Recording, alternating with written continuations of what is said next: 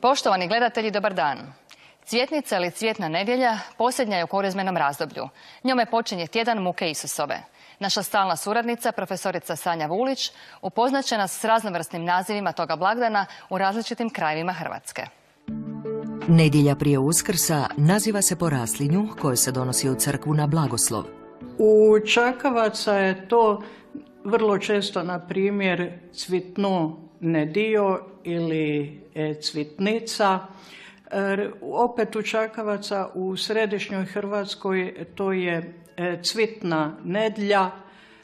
U Novoštokavaca, Ikavaca cvitna nedlja ili cvitnica.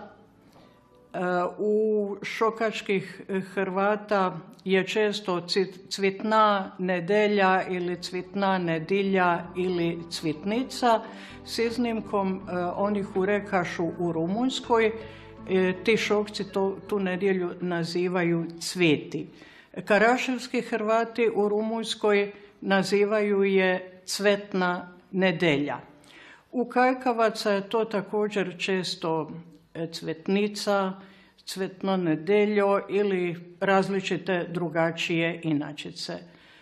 Gradišćanski Hrvati je nazivaju po običaju blagoslivanja macica, pa je to onda macicna nedilja ili macicova nedilja, a dok Gradišćanci Štokavci neki je nazivaju majcova nedilja.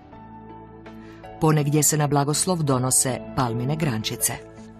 Na jadranskom području vrlo često se ta nedjelja naziva nedija od palmih ili nedija od polme, od palme ili palmenica, a na dubrovačkom području je to palmana neđeja ili neđeja od palama. Na Kvarnerskim otocima u crkvu se nose maslinove grančice. To je vrlo često maslinska nedija. Doduše, to se ime može čuti i na Zadarskim otocima ponegdje, ili kao maslinska nedija ili kao maslinka.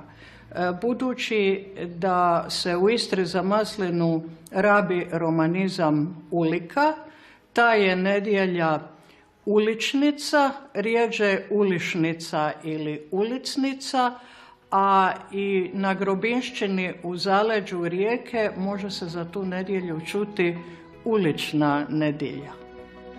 I ove nedjelje diljem Lijepe naše uz maslinove i palmine grančice u crkve će se nositi mirisno proljetno cvijeće.